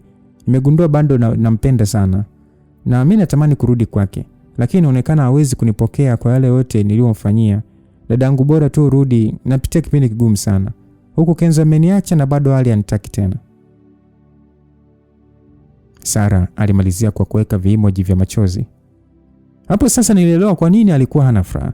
Muda wote anatuma message, alidhani niko na simu. Na nimeamua kupotezea mambo yake. Kwa sababu mume wangu alikuwa bado hajaingia chumbani, niliamua kutoka na kumfuata Sara chumbani kwake. Niligonga mara moja. Alipoitika nikaingia, alionekana kuficha kitu. Ni kama niliona pesa nyingi tu. Nikapotezea na kukaa karibu yake. Nikamuuliza, "Unaendeleaje?" Sara akajibu, ni kama alikuwa amenuna hivi. Nikamwambia kwamba najua umenikasirikia kwa sababu nilishindwa kupokea simu yako na sikujibu message zako. "Sara mdogo wangu, simu nilikuwa nimeacha chumbani kwangu. Unajua ile safari ilikuwa ni ghafla sana." "Dada, sio shida. Mimi na huzuni kwa sababu bwana yetu ameondoka." "Bwana yetu? Una maana gani kusema hivyo? Ya una maana gani kusema yetu?" "Na Kenzo ameondoka, amehamia mkoa mwingine. Usijifanye unielewe mimi namaanisha nini. Namaanisha Albert." Nilishtuka na kumziba mdomo Sara, maana alikuwa anaongea kwa sauti ya juu. Nilihofia mume wangu anaweza kumsikia. "Wewe mjinga, unaongea nini? Mnaomba makini maneno yako." "Mimi kaniambia kila kitu, mpaka namna mlivyokutana kimwili."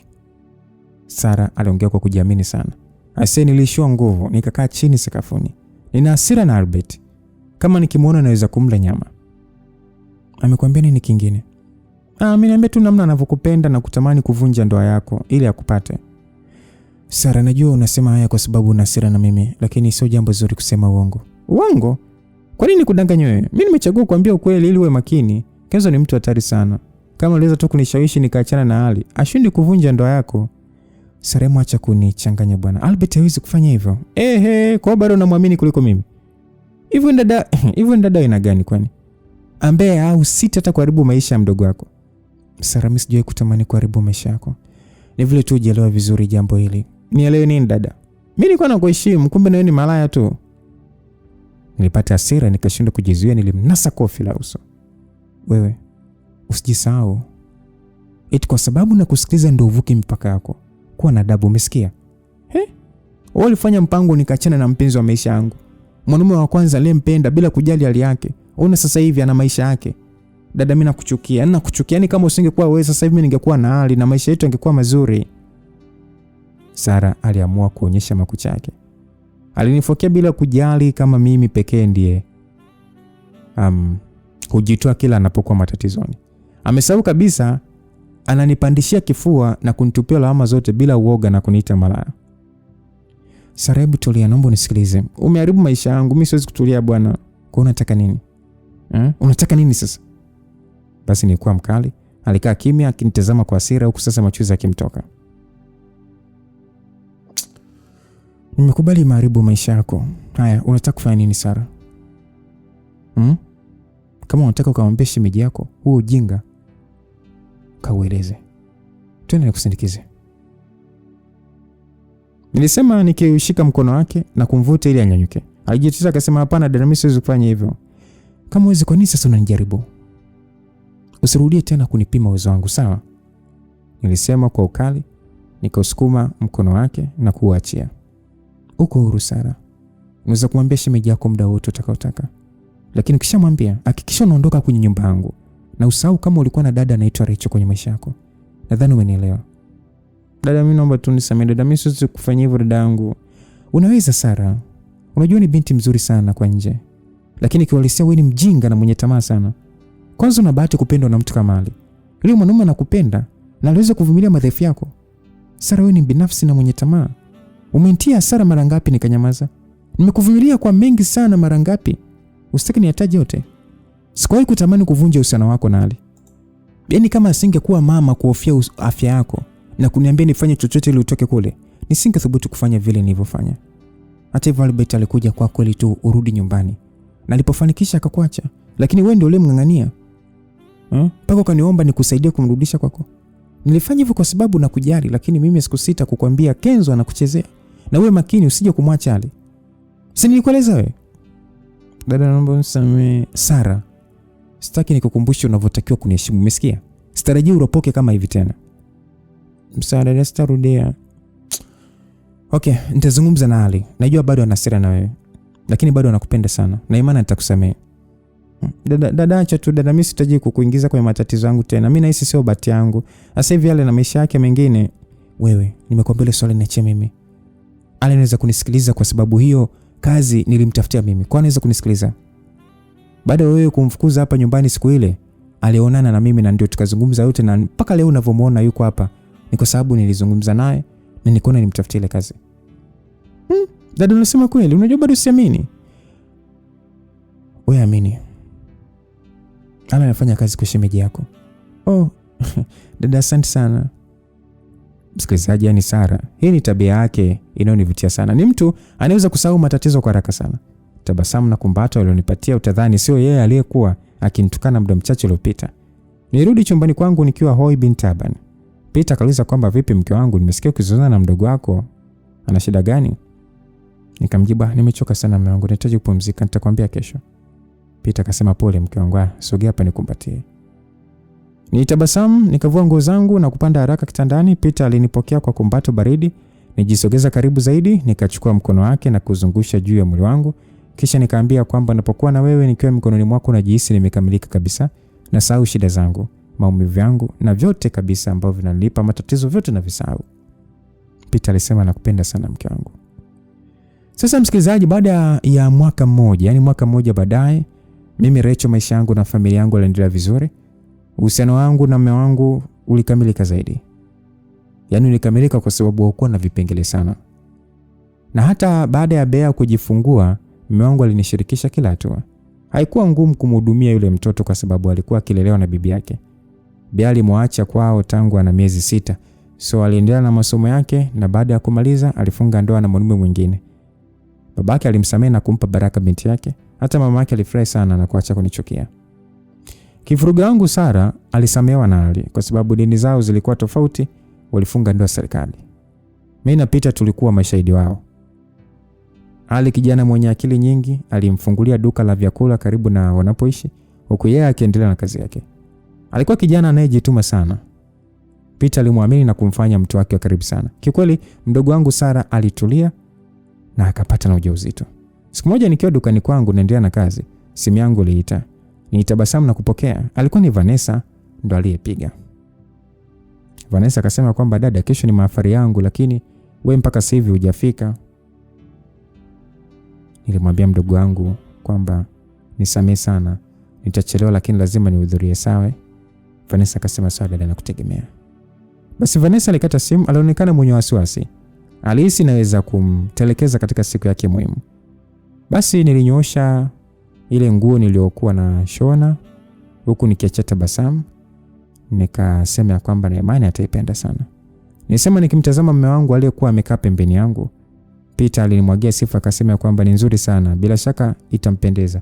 Unaga kazi mbovu mke wangu. Basi ile nguo nilikunja na kuiweka kwenye mfuko. Tulimwaga agi pale tukaondoka na gari la mume wangu. Nilimwambia Peter kwamba mume wangu, usije kuwa umeforce kuondoka na mimi ukapata hasara kazini.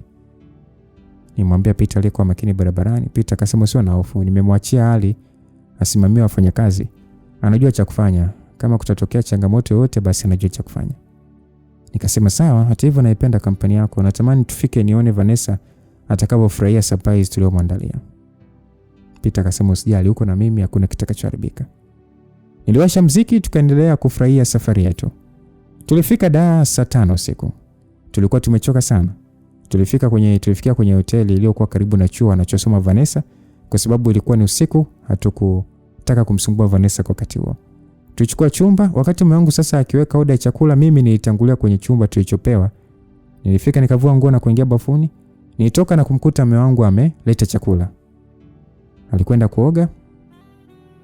Alipotoka tulianza kula na baada ya chakula Peter alifungua wine. Nilimsogezea glass lakini hakumimina. Alipoanza kunywa nilimnyang'anya na kuimimina kwenye glass. Kisha nikamkalia kwenye miguu yake. Peter alisema kwamba nilitaka nikuache upumzike lakini ukiendelea hivi uvumilivu utanishinda. Basi alibaki akiniangalia tu kimahaba. Nilipoona hafanyi chochote, nilisogea na kuanza kumchuma shingoni. Baada ya hapo mchezo uliendelea. Asubuhi palipambazuka. Peter aliniamsha saa 2 asubuhi. Nilikuwa nahisi uchovu mwili mzima. Peter alinibeba na kwenda kuniogesha, nilipata nguvu. Tulikunywa chai, tukajiandaa kisha tukatoka. Tulifika chuo mapema tu, lakini palikuwa pameshachangamka. Raia walikuwa wengi sana. Nilimpigia Vanessa na kumwelekeza tulipo. Alipotona alifurahi sana. Kwa kifupi, tulimwandalia vitu vingi vizuri, zikiwemo zawadi na keki nzuri sana. Muda ulifika, sherehe zikaanza. Kiukweli zilifana sana. Lakini kila nilipomtazama Vanessa ni kama alikuwa na mawazo na muda wote alikuwa akiangaza macho kushoto na kulia. Ni kama kuna mtu alikuwa akimtafuta. Ulifika wakati akavua joho na picha pale zikaendelea akiwa na gauni nilomshonea. Alipendeza sana. Hata wanafunzi wenzao walimsifia sana na wengi waliomba kupiga naye picha. Tulikuwa ufukweni baada ya picha. Peter alikwenda kuzifuatilia. Nilikaa na Vanessa tukiangalia maji ya bahari. Niliona ile sura ya huzuni tena. Nikaamua kuvunja ukimya. Nikasema kwamba mdogo wangu, kuna kitu kinakusumbua? Vanessa akasema hapana dada, niko sawa. Nikasema Vanessa, nakujua vizuri sana. Kama ungekuwa sawa nisingekuuliza ile swali. Vanessa akasema nitakwambia lakini naomba usinikasirikie dada. Nikasema sitafanya hivyo. Vanessa akasema niko kwenye mahusiano, nimetokea kumpenda mtu. Nilishindwa kujizuia kucheka. Nikasema jamani Vanessa, wewe sio mtoto mpaka ufie kuwa kwenye mahusiano. Kwa umri wako hilo ni jambo la kawaida kabisa. Tena nimefurahi mno. Kabla sijaondoka nataka kumuona shemeji yangu. Nilisema hivyo kwa furaha nikimtazama na hata simalizi. Yaani jinsi mdogo wangu alivyokuwa akiwachukia wavulana eti leo ana mpenzi. Nilienjoy sana. Basi Vanessa akasema kwamba hilo ndo tatizo, alitakiwa awe na mimi leo ila bahati mbaya imejitokeza dharura kazini kwake. Kwa hiyo akahitajika. Nikamwambia basi usinune jamani. kumbe unajua sababu za yeye kutokuwepo. Sasa wasiwasi wa nini mdogo wangu? Sema umeni surprise mdogo wangu. Hapa nilipo natamani hata kumuona huyo kidume nimpongeze. Nilisema hivyo msikilizaji, nikishindwa kuzuia kicheko. Vanessa akasema, jamani dada, usije kufanya hivyo, nitajisikia aibu sana. Nikamwambia, wewe Vanessa wewe, kumbe unajua kupenda. Basi tuliendelea kuongea huku tabasamu na vicheko vikipamba sura zetu. Ghafla simu yake iliita. Na alipopokea nilishtuka sana baada ya kusikia mdogo wangu akimuita aliyempigia kwa jina la Albert. Mapigo ya moyo yalizidi kwenda mbio niliposikia sauti yake. Nilimtazama Vanessa akinyanyuka kwa tabasamu akiendelea kuongea na Albert. Nibaki najiuliza, hivi ni yeye au nimefananisha majina? Lakini kwa nini sauti yake ni kama yeye? Hapana, haiwezekani, huyo atakuwa ni mwingine. Basi nishika simu yangu nikitetemeka. Kitu kinachonivuruga zaidi Albert mdogo wake Charles anafanya kazi da, na ndipo alipo makazi yake. Namba yake haipo kwenye simu yangu. Nitafakari nikapata wazo la kumuomba Charles namba Albert ili nithibitishe kama ni yeye kweli. Charles alinitumia namba bila kunioji, haraka nikaipiga. Kiukweli nilizidi kuchanganyikiwa baada ya kukuta inatumika. Nijiuliza kwamba huyu mwanaume nilidhani ameamua kuachana na maisha yangu, kumbe bado ananiandama tu. Maskini, nimemuingiza kwenye matatizo yangu. Nilikuwa najisikia vibaya sana msikilizaji. Nikimwona Vanessa alivyofurahia anapoongea naye, nilikuwa kwenye dimbu la mawazo. Mume wangu alikuja na kutaka tuondoke. Nimwambia Peter kwamba tangulia hotelini, bado na mazungumzo na Vanessa, nitakuja huko baadaye. Peter akasema sawa, najua bado una hamu ya kuendelea kuwa naye, ukinimisi utanipigia nikufuate. Basi Vanessa alipomaliza kuongea na mpenzi wake alirudi na kukaa karibu yangu. Mdo sasa Peter alikuwa ameshaondoka. Vanessa akasema, dada, mbona umemwacha Shemu ameondoka mwenyewe? Nilimdanganya nikasema amechoka, nimemwacha apumzike. Vanessa akasema, dada, usio na wasiwasi kuhusu mimi. Unaweza kwenda kupumzika pia. Mmejitoa sana kwa ajili yangu. Kwa hiyo mimi sina cha kuwashukuru zaidi tu ya kuwaombea Mungu azidi kuilinda familia yenu. Nikasema amina mdogo wangu. Asa wakati tunaendelea kuongea simu yangu simu yake iliwaka, ikionyesha imeingia ujumbe. Nilipoitazama nilichoka zaidi baada ya kukuta picha Albert mbele ya simu yake. Nilimshangaa Vanessa nikauliza kwamba unampenda kiasi hicho? Vanessa akasema, ni kweli dada, sijawahi kumpenda mwanamume kiasi hiki. Msikilizaji, nitamani kulia, nilihisi pressure inapanda. Nikauliza, mna muda gani kwenye mahusiano? Vanessa akasema ni kama miezi 10 au mwaka. Sikumbuki vizuri, lakini tulikuwa marafiki kabla ya kuingia kwenye mahusiano. Nikasema, yani mlianzaje yani ulikutana wapi na huyo mtu? Vanessa akasema, kumbe na wewe unamjua. Albert ni mtu maarufu sana kwenye mambo ya fashion. Mara ya kwanza tulikutana chuoni, kuna vitu alikuwa anafuatilia. Nikamwambia kwamba hakuna chochote alichokuambia kuhusu maisha yake? Vanessa akasema, dada, mbona unauliza kama unamtilia mashaka? Nikasema hapana, nitaka tu kumjua zaidi, lakini usijali, anaonekana ni kijana mzuri. Nilisema hivyo nikinyanyuka. Nikamwambia kwamba naenda kupumzika, tutawasiliana kama utahitaji chochote. Akasema sawa dada, ngoja nikusindikize. Alisema kinyanyuka na kunifuata. Nikamwambia hapana Vanessa, unaweza kubaki tu na marafiki zako. Furahieni, maana baada ya leo itakuwa ni ngumu kuonana. Vanessa akasema sawa dada, kwaheri. Basi nilipofika mbali kidogo, nikapiga tena ile namba. Iliita, akapokea. Alipopokea nikasema kwamba Albert, nataka tuonane sasa hivi. Nitumie location mahali ulipo haraka sana. Sikusubiri jibu, nikakata simu. Baada ya dakika chache alituma anwani ya mahali alipo. Nilisimamisha bodaboda na kumpa maelekezo. Chapo alinipeleka. Pikipiki ilisimama mbele ya jengo la kifahari. Ilikuwa ni hoteli kubwa yenye mandhari nzuri sana. Baada ya kumlipa bodaboda pesa yake, nilipiga hatua za haraka nikiangaza pande zote kama nitaweza kumuona. Hatimaye nilimuona. Alikuwa kwenye kona moja ya sehemu faraga kidogo. Nilisogea alipo nikiwa na hasira sana. Nilitembea taratibu nikimfuata mwanamume ambaye sikuonana naye kwa zaidi ya mwaka mzima.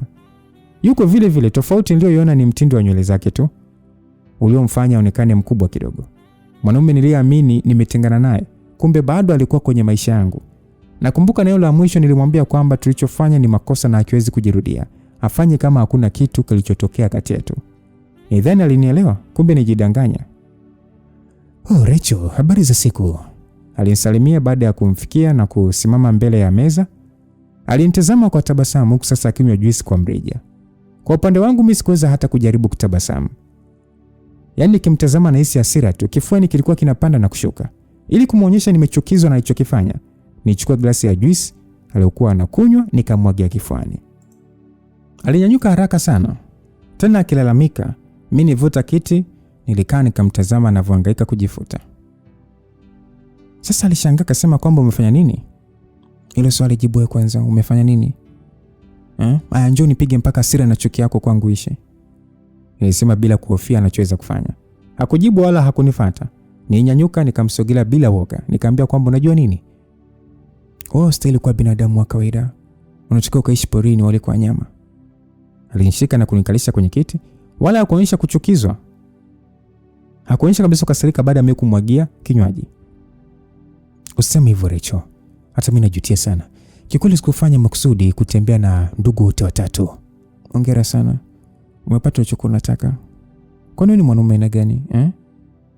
Nakuuliza unataka nini kingine kwenye maisha yangu ili usichezee familia yangu? Kwani kosa langu nini mpaka unanifanyia hivi? Rachel, naomba unisamehe sana. Msamaha tusaidia nini? Au huo msamaha unaweza kufuta matatizo ulioniachia baada ya kumwambia Sara kila kitu? Hivi unajua nilichopitia kwenye ndoa yangu? Na hiki ulichokifanya nitawezaje kumtazama mdogo wangu mimi? Nitawezaje? Rachel, najua nimekosea sana lakini please usinifikirie vibaya. Sina nia mbaya kwake. Huna nia mbaya kwake, si ndio? Wakati umemfanya akupende. Niambie, umepanga kumwacha lini? Hapana Rachel. Siwezi kumwacha mdogo wako, nampenda sana. Wewe huyo umpende mwanamke. Hivyo unaona mimi ni bora sana. Uko sahihi. Wakati nakuja Dar, hili ndio lilikuwa lengo langu. Nilikuwa na hasira sana. Kikweli nitaka nikukomeshe. Nilipanga kutembea naye. Alafu nikutumie picha tukiwa chumbani. Alivyosema hivyo nishinda kujizuia, nilimpiga kofi la uso. Nilifumba macho kwa uchungu nikainamia mezani. Rachel, nataka ujue kwamba nilipokutana naye siku ya kwanza tu niligundua sio binti rahisi. Nimepambana sana kumpata. Vanessa amefanikiwa kubadilisha mawazo yangu na kuwa mfariji wangu. Marafiki zake wengi walinishobokea isipokuwa yeye. Tulikuwa marafiki kwa zaidi ya miezi mitatu mpaka siku niliposhindwa kuzuia hisia zangu kwake. Rachel, nakwambia hili kutoka moyoni mwangu. Vanessa ni mwanamke niliyetaka kutimiza naye ndoto. Nilishusha pumzi nikiegemea kwenye kiti. Nilimtazama kwa hasira baada ya kumaliza mashairi yake, nikampigia makofi. Nikamwambia safi sana kijana. Ama igizo ya leo ni babu kubwa. Unaweza kushinda tuzo ya mwigizaji bora wa mwaka. Lakini nakuhakikishia huo uhusiano utavunjika pale Vanessa atakapojua wewe ndiye Kenzo wa Sara. Please, nakuomba usimwambie kitu Vanessa mpaka nitakapomwambia mwenyewe. Tafadhali sana Rachel. Mara hii nyamaza kwa ajili ya furaha ya mdogo wako. Ameshaahidi kunipenda milele. Kama utamwambia hili ataumia sana. Kwa hiyo nataka nikuamini. Sikiliza wewe, mdogo wangu hawezi kutoa ahadi za kijinga hivyo. Rachel, najua huwezi kuniamini lakini huo ndio kweli. Hata mimi sijawahi kupenda namna hii. Mpaka hapa nilipofikia siwezi kuishi bila yeye. Haijalishi utapinga mahusiano yetu, lakini sitamwacha Vanessa. Hivi, kuna uongo gani sijawahi kusikia kutoka kwa Albert? Nawezaje kuamini maneno matupu mimi?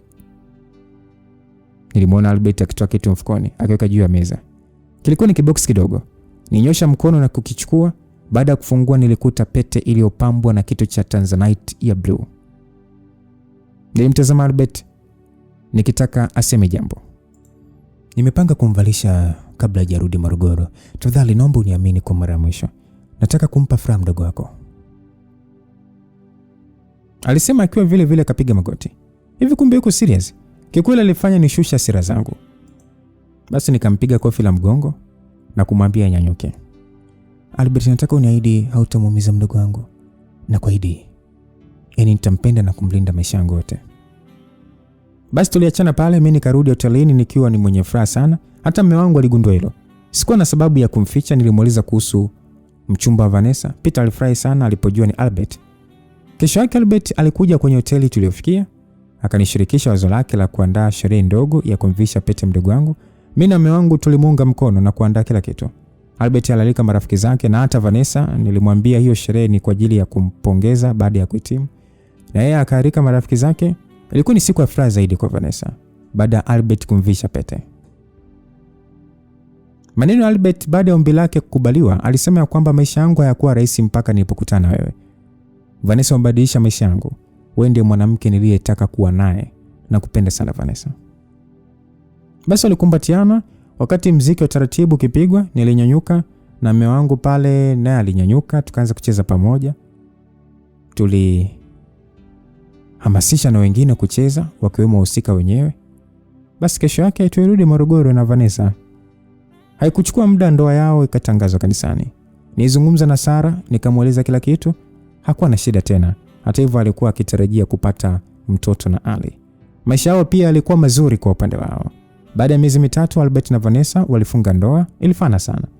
Baada ya harusi, Mr. and Mrs. Albert walikwenda kuishi Dar.